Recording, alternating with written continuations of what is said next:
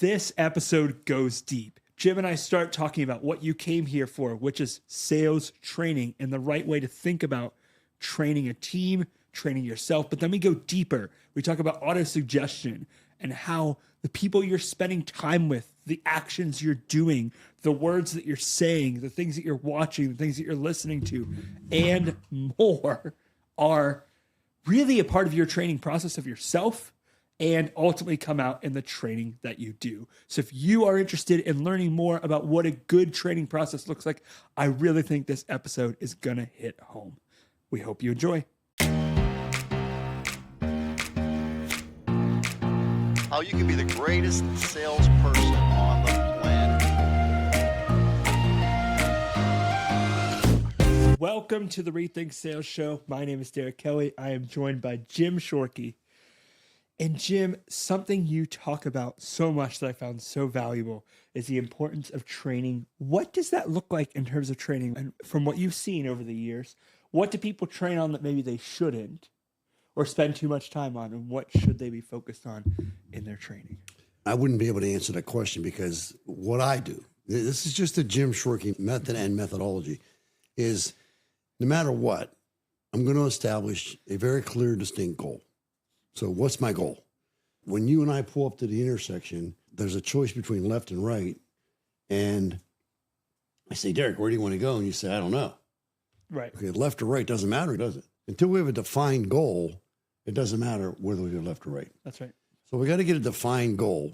There's a reason why I'm saying this, so bear with me. Until we have a defined goal and a reason why that makes us cry, then it really doesn't develop from there. So we got to get very clear on the goal and very clear on the reasons why.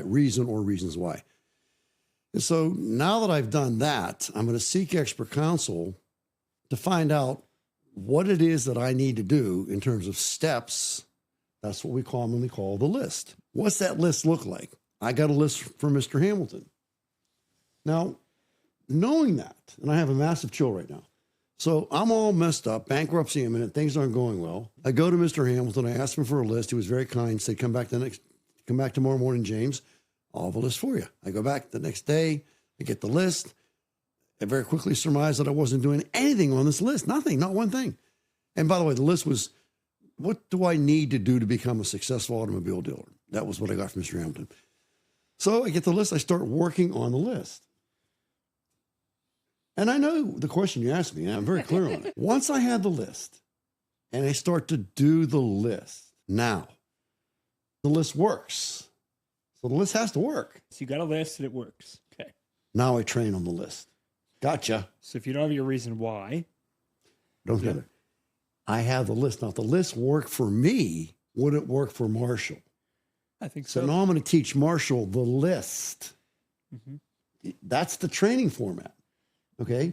So that said, when it comes to selling cars, I developed my list for how to sell cars in the most effective manner possible. I'm going to talk to 100 clients. And if I can get my list done every single time, I'm going to sell a certain percentage of those people a car. Mm-hmm. Once I prove that works, it's called scale. Now I teach it to somebody else. Yep. That's the training. Yep. They listen to me, they do what I tell them to do, and guess what? It works. Kevin Price comes to mind. What am I doing? You're going through the same process that you used to build the Jim Shorkey Family Auto Group. Exactly. Steps are different, as you did to heal the Jim Shorkey body. Exactly. As you do to train Kevin Price. What's happening to Kevin Price? Kevin Price sales are going through the roof. Hitting it out of the And park. there's something else you recently told me. Did He actually has been offered an office. Wow. He can't believe it. I said, Kevin, I knew this was going to happen. Mm-hmm. I knew it. In order to train, number one, you have to have a goal, a reason why it makes you cry, and a defined process that you're going to get from expert counsel. If you don't have a defined process, you got to stop right there and get that defined process. Then you got to put it to work yourself or with a group of people, however you do that. Hey guys, hey girls, we got this new process. Let's work on it. So we train that group. It's a small group on that process. Turns out, holy crap, this works. Or might be that it's not working as well as we want. We have to make some modifications. Once we get that process modified to the point where we know we're going to talk to 100 people, we're going to close whatever our expectations are, that it's working. Now we have an idea that we can share with the entire organization. Okay. Yeah, So we 'cause train on You've tested the it on a process. few people. Yeah. You've proven it. If it works for one, it should work for two. Turns out it does. Turns out it doesn't. So we have to keep refining. Once we get it to where we know now, so when you're talking to Jim Shorkey, this guy, do I have a sales process? How do I know it works? You've seen it work with hundreds of people that you train. Years of doing this. Yeah. 30 years.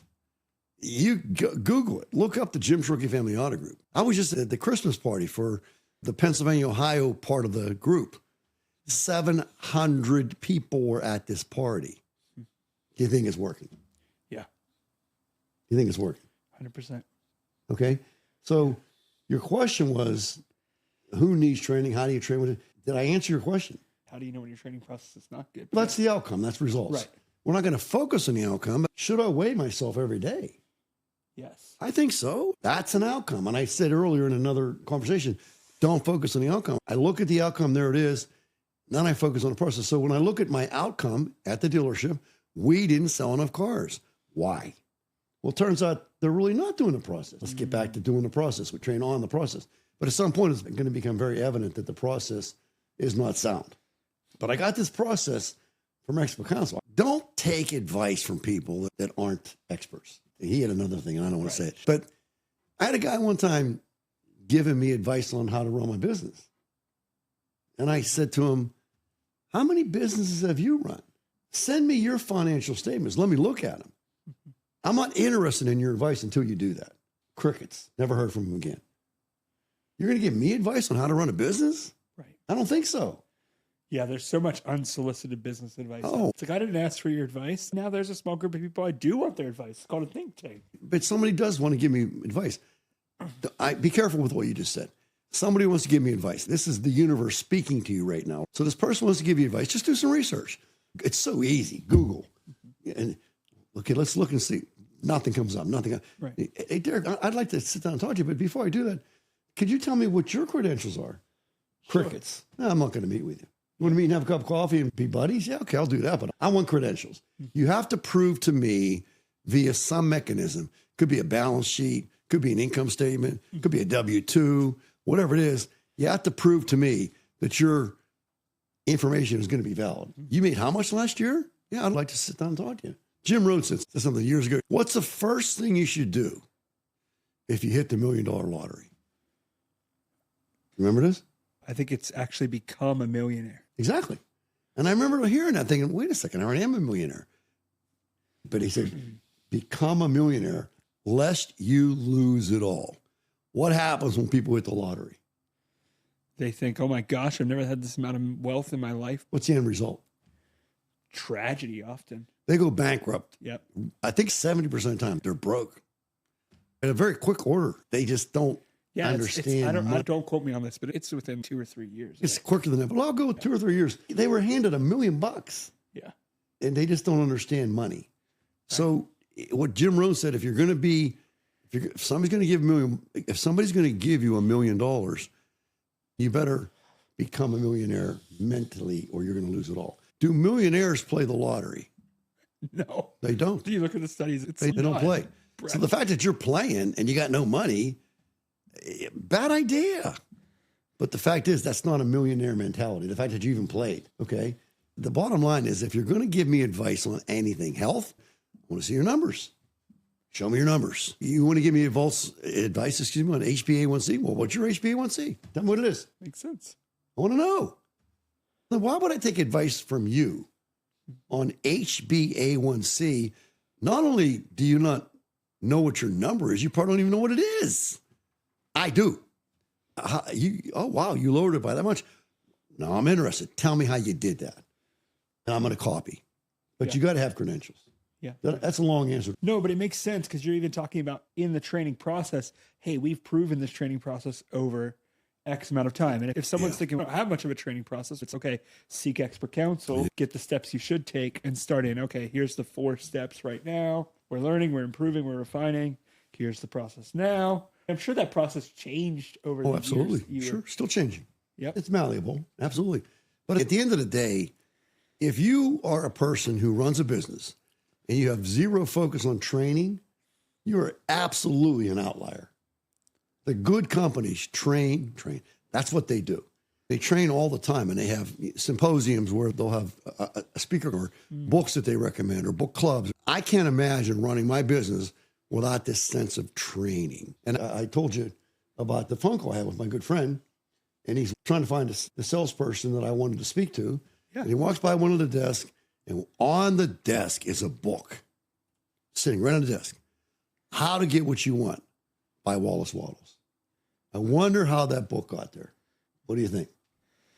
A recommendation from either yourself or it's me. somebody on your team. It's me. Yep. Yeah, it's right there. I couldn't believe it. I couldn't believe it because this fellow that is a client up there, he and I are working on that book right now. Wow. Part of my give back. Yeah. How to Get What You Want. I love the title. I want to get what I want. How about you?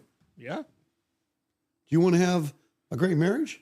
100%. Okay. Maybe that book can give you some idea of how to get do that. better. Yeah. And it's not specifically about marriage. It's about Right. how to get from point A to point B or from point Y to point Z if that's what you desire to do. You want to get a little better. Yep. Back to my original thing I was talking about with that index card, things get better when I get better. What if that's true? A never-ending improvement. So guys, if you came here to question, how do I get better in my process, right? Because even with my team, we've grown from a team of 7 people to a team of 15. Wow. So guess what had to happen? Our processes needed to get better. One of the growing pains we had is we need to get better processes. So we sought expert counsel, working on our processes because it matters as you grow and as you scale. If you're a salesperson thinking, how do I get better in my own process of selling cars or selling real estate or selling insurance? These conversations are really worthwhile. Absolutely. Because it starts to think about, oh, let me learn these best practices. I always tell our clients, best practices may not always fit your exact business. They're helpful to give you a guiding piece. Here's the steps you should take. And maybe this step doesn't fit what I'm doing specifically. Put this step in instead. And you'll start to develop that process. And then training that with your team. Maybe you're a team of 2 or 3 right now, and you want to grow. Okay, let's get these processes in place. I'll throw a little caveat in there. The studying of expert counsel and the development of a process, the things that you're going to learn about how to run your sales process from somebody else will always work. They will always work. And when you say it may not fit your particular business, that's where the adaptation occurs. Maybe it doesn't work exactly the same way, but what can I do to emulate that idea? For example, in our business, one of the strategies we want to incorporate into our process is we want the customer to drive the car. Yeah, sure. I know exactly. Believe me, I can sell anything to anybody anytime because I would adapt my process to the particular product in mind. And I will say this though, when I say I can sell any product, I got to believe in the product. So it's not totally true. One of our core fundamental ideas in Rethinking 2.0 is you got to wanna, which I got by the way from Mr. Hamilton. You got to wanna. And so if I don't want to sell A, then I'm not even going to try because I don't want to sell it. That's not my thing. But I want to sell C in replacement for F. So I would apply my same process to C and I would knock it out of the park. Yeah. My good friend Kevin Price, he's not selling cars. Yep. He's not. But I'm teaching him how to sell what he's selling. The bottom line is we have to train well versus training half, okay? We got to have a very good defined process. That basically is the strategic continuum. Execution. So we have a good plan. We're going to execute it at a high level. Training well would be a good plan, and then we're going to execute that training very well. To do it any other way would be, you're just not going to get the result you want. I forgot you did throw that in there about training. Wow. Yes. Like working out. If we're going to work out, let's work out the right way. I have a physical trainer come in 4 days a week to work with me on training the right way. And there's a right way to do the farmer's carry and the wrong way. If you do it the wrong way, you're going to get hurt. You're going to damage stuff. So he's on my back to do it the right way. Push-ups, Yeah. plank, hanging, bar hang, all these different things. He's watching me to make sure I'm doing it the right way. Jim, your butt's sagging on the right side when I'm doing plank. He's looking at me constantly to make sure I'm doing it the right way. So I could be training by myself and doing it the wrong way. That's not good training. Yeah. It's okay. If we're going to do it anyways, why not do it the right way? Yeah. And I think that's where those adaptations come in that you're talking about. We have a lot of people come to us, oh, should I be doing things on Facebook or Instagram or LinkedIn? And Sometimes the answer is we have a B2B client and they're all B2B. And so the answer is, oh, you should actually be spending more time on LinkedIn. Don't follow best practice Thank over you. here. Actually create content that's specific to your audience. There If you you go. want to talk to our customer on LinkedIn. So that was the adaptations that I was talking about, is sometimes you need to adapt. Oh, this works. Let's tweak it to the audience we're serving. Yeah. And that's where it becomes powerful. But it's the same process. LinkedIn versus Facebook. It's the same process. Yeah. Granted, you're doing a blog, for example. Maybe that's better for that clientele versus what we're doing here. Okay, but we could be doing a blog right now. You and I could be writing a blog right now, could we not? And then you go home and get it edited out and send it off. Yep. But we're doing a live video right now. We're sitting here having a conversation. Yeah. Isn't it the same thing? It's just a different medium for the same thing. What's the difference between this and pressing the flesh, as I call it? I talked to my good friend. I said, you owe me a meeting. Yeah, and I'm getting to it. We called it. Okay, let's make sure we do it. And we'll sit down. That is for eyeball to eyeball. Yep. Highly valuable. Yeah. But that doesn't make this less valuable. Right. And I guess what I would say is, can we press the flesh?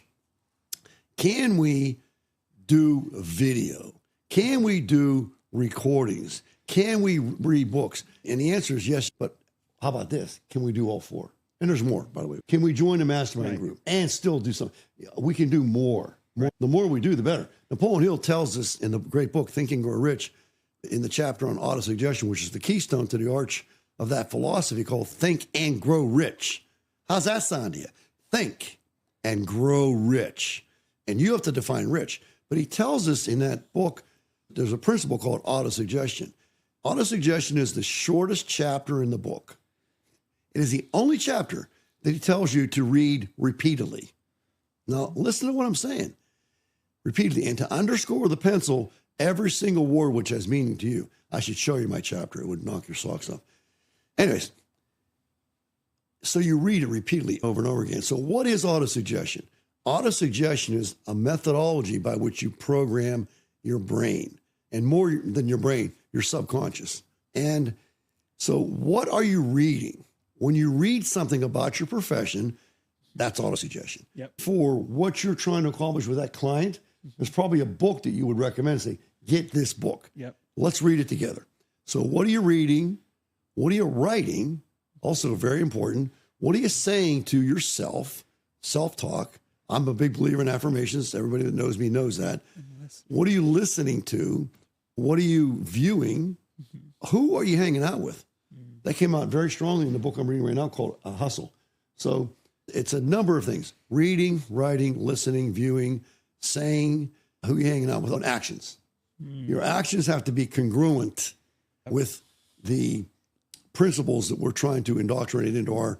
I think the essence of success, if I were to boil it down to one sentence, it's me convincing me that I can. How do I do that? Autosuggestion. I just gave you the formula. Yeah. Autosuggestion. Me convincing me that if I want to get stronger, I need to read books about working out. Yeah, and I think that comes back to some of the conversations we were having of, you can listen to this as a podcast. You can watch us so that we can be in your view. Too. And then we take a description of the podcast and put it before the video. So if you see it on Facebook or Instagram or TikTok, you can read about what we're going to discuss before you actually watch the content. Powerful and then we stuff. send emails saying, hey, we just had a conversation about this. Do you want to check it out? At some point, we could turn this whole conversation into a blog if we wanted to and have that. That gives you multiple ways to engage in what we're doing. And that just helps you. If you're like, I have a lot of people listen to our podcast and say, oh, I listen to you guys in the car on the drive to work. Other people will sit down in the morning and turn on their computer and watch us have a conversation. Thank you for that. That's the power of these mediums, is we get to interact with you the way that's most helpful for you and what you're doing. Hear it in Jim's conversations. You can hear him talk about training, right? And why we're talking about auto-suggestion is you can start to do these steps and say, okay, but can you live them? Can they be a part of who you are? Right? It's like Jim and I can role play and have a conversation about sales, but he's done it so many times that it's instinctive, right? Can you get a good process that becomes instinctive to what you do and then teach other people? Guys, you can see how that way of thinking at a cellular level and that way of teaching and training yourself is actually a part of what you do in your external training. How do I sell better? How do I connect with people better? How do I lead better? Insert what you're doing, but you can see that way of thinking throughout what we're talking about. So Yes. Jim, thank you. Guys, thank you. Let us know in the comments below what is the next step you want to take. We're always about doing the next step. Do simple first. What is that next simple step that you're going to take today, tomorrow morning when you wake up to move forward? Jim, thank you. Thank you, guys. Thank you. And we'll see you on the next episode.